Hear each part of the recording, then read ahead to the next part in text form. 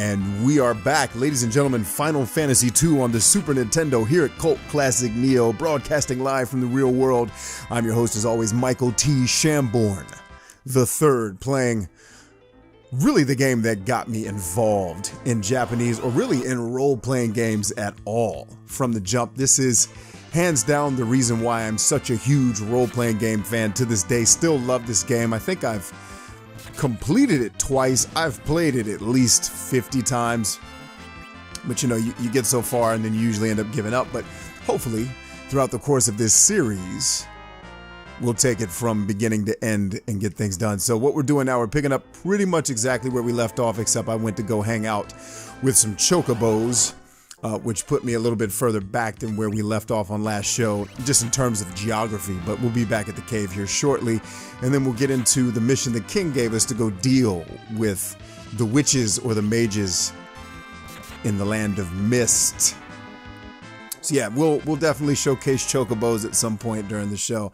Always thought that Final Fantasy does, in my opinion, a really excellent job of creating kind of the whimsy that role-playing games came to be known for. I always felt like, even when the stories were ridiculous, Final Fantasy VII, they still had this sense of awe, this sense of nostalgic joy about them, that you wanted to get lost in the world, even if the world didn't completely make sense.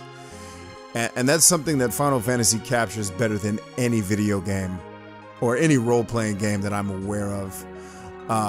Or at least it's one of the best, maybe not the best. I'd argue that the Persona series actually does a decent job of doing that. The Tales series definitely does.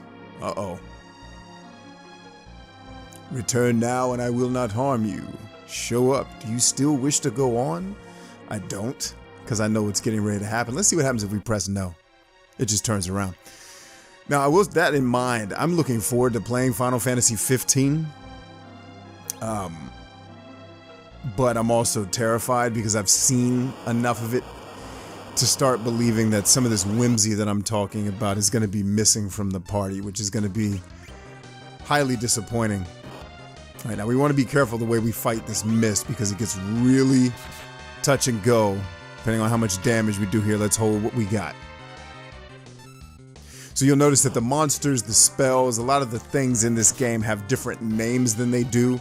If you never played the Super Nintendo version of this game, you'll notice that spells and enemies and even characters have different names. You know, for whatever reason, they kind of dumbed it down for American audiences. All right, let's stand by, stand by. Yes, okay, we did it. Let's parry. And let's parry again. Kane, you should be parrying. There he is. So each of the boss fights in this game, or at least a number of them, have these interesting idiosyncrasies where it's you should be attacking and then you shouldn't be attacking, like right now, where if we attack the mist, it's going to counterattack and put a pretty big hurting on whichever character actually does the attack. Now, what I don't remember is, can I just parry infinitely until the mist character returns? Yes, you can. So these are things that you're going to want to pick up on as you play. There was more. So Final Fantasy has always had more of a, and this is actually to its detriment in my opinion, it's always had more of a puzzle solvery to its combat. Never been a big fan of that, like the trial and error. Like, I know what I'm doing here because I've played this game 50 times and I know it, but you wouldn't know it the first time you played that this thing's going to turn into a, you know, gust of wind, and if you accidentally hit attack in between its transition, then you're going to end up getting served. So these are things that you have to keep in mind. And the game will absolutely try to trick you, so you like wait a second before you see. Notice how I waited there instead of actually attacking, because it's like it baits you in, like, oh, if you attack now, he's not going to attack fast enough before the mist comes back, and then you're going to be in a world of hurt. Let's go ahead and cure ourselves. No, not Cecil, you clown. I'm trying to cure you, fool. Don't really necessarily need it, but can't hurt. Just waiting for the mist. So just pay attention when you're in combat. Final Fantasy has always, at least all the way up through 10, had that weird, you gotta figure out the pattern to beat. And even 13 had it to an interesting degree. never been a big fan of that. Like, I like to just come in guns blazing. I don't mind strategy, but trial and error. Like, there's no strategy to the Mist. You basically learn by losing instead of, you know, being able to evaluate what a monster is going to do and respond to it. Like, when I made comments playing Gothic 3 years ago, and it was one of those things where you could totally shape the battlefield by using the terrain, using the gear that you had available to you. To me, that's a good sense of tactics. Versus, you know, a game like this where you just kind of figure stuff out by doing it wrong, and then eventually you get it right. Never been a huge fan of that, and that's something that Final Fantasy's always been a big deal with. But going back to the conversation about Final Fantasy 15, by the way, leave me comments if that's a game you'd like to see me play on the channel, because I'm planning on playing it. I contacted Square Enix to hopefully get a review copy for it. But I don't know how I'm going to incorporate that into the channel yet. So if you want to see videos of it, definitely let me know.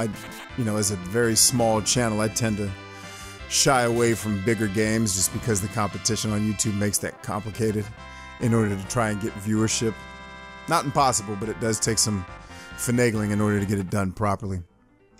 But anyway, the point that I was making there was I've watched, matter of fact, I think it was last night, I watched like an hour and 20 minutes of Final Fantasy 15, and it just didn't seem to have the funk that Final Fantasy is known for. And granted, it was a small vertical slice of the game. You can't really make a judgment based on that.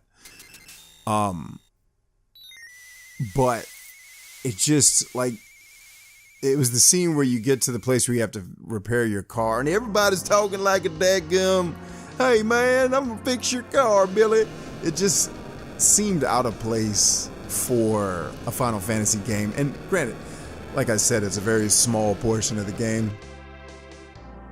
Maybe it does have the magic that other Final Fantasies all the way through 13 have, and I'm hoping 15 is not going to lose that, because, you know, 15's been in development for over 10 years. I mean, think about that.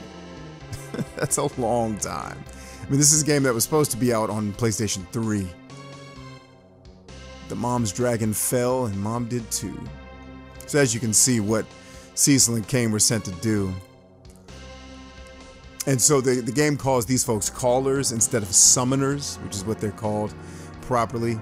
So you'll find interesting distinctions in the Super Nintendo version of the game versus if you were to play it the original.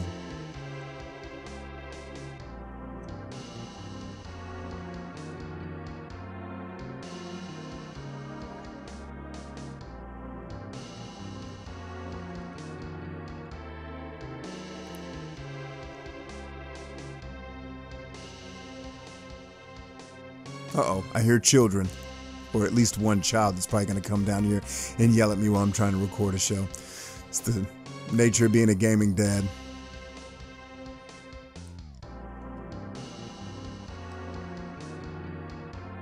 And so the dialogue here is actually very interesting. Like, Kain was going to kill this little girl, and Cecil was like, negative, not happening. You know it's an unlawful order. And so Kain kind of comes to his senses like, yeah, that makes sense. But very interesting, the subtle, I don't want to say too much, but the subtle storytelling elements that are in this writing, just based on that scene alone, let you know a lot about the character of the characters. Just very interesting. Very, it's a simple story, but it's very well done. It's why I've always appreciated, you know, I often say that stories and, you know, role-playing games never really enticed me that much. This one really did. This one really sucked me in, because it didn't try to do too much. Final Fantasy VII and Final Fantasy VIII, you can lump into that as well. That one was just weird. 7 tried to be too deep and philosophical and weird, and it just didn't work to me. I didn't like most of the characters. Wasn't a big fan. All right, I'm not fighting a kid. That's not happening. Now, Titan. That should do it. Yes, sir.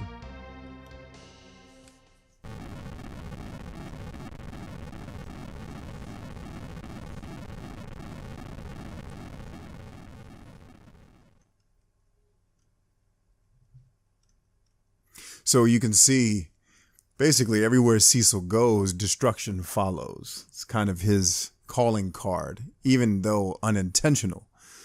He brings with him destruction pretty much wherever he goes. And that's very significant, as you're going to see later on in the story when we get to, not necessarily a plot twist, but when we get to kind of the climax of the story, when Cecil comes into his own to become who he really is. All these things that you're witnessing become very important. And I think that's great. I think that's great storytelling. That's something that a lot of RPGs in the modern world try to focus on complicated narrative and exposition, whereas this one kept it extremely simple, but at the same time accomplished a lot with the character's development and the story progression, just by keeping it, like that's something that Star Wars does really well too. There's nothing complicated about the Star Wars story. An evil empire is basically oppressing the world, and some rebels raise up against that oppression and destroy the empire, or at least attempt to, and they spend several movies trying to dismantle this empire. It's a very simplistic story. There's not a whole lot of nuance to it. And even the characters themselves are simplistic in the way that they are introduced and developed. But that story has resonated literally with maybe billions of people. At least hundreds of millions, if not billions, at least not a billion people know what Star Wars is. And it has that resonance because it doesn't try to do too much. And I'm hard on Final Fantasy VII. I don't hate the game. I don't want to give the impression that I have some type of vendetta against Final Fantasy VII. I just think the story was overly convoluted and tried to be overly dramatic and deep. And honestly, what it tries to pass off as being deep and philosophical just really comes across as convolution. Whereas like Metal Gear is a game that's extremely convoluted, but it does it on purpose because it's a parody of itself. It's a satire of itself. Like, it's a game about conspiracy theories, but it's satiring conspiracy theory. So there are a lot of nuances and deepness to the experience there, simply because it's intended to be that way. With Final Fantasy VII, it's just deep for the sake of being deep. Now we are in the land of Kaipo. What's up, land of Kaipo? She must rest. Let's get her to the inn. Now, I'm not in control right now, by the way. The game is taking over.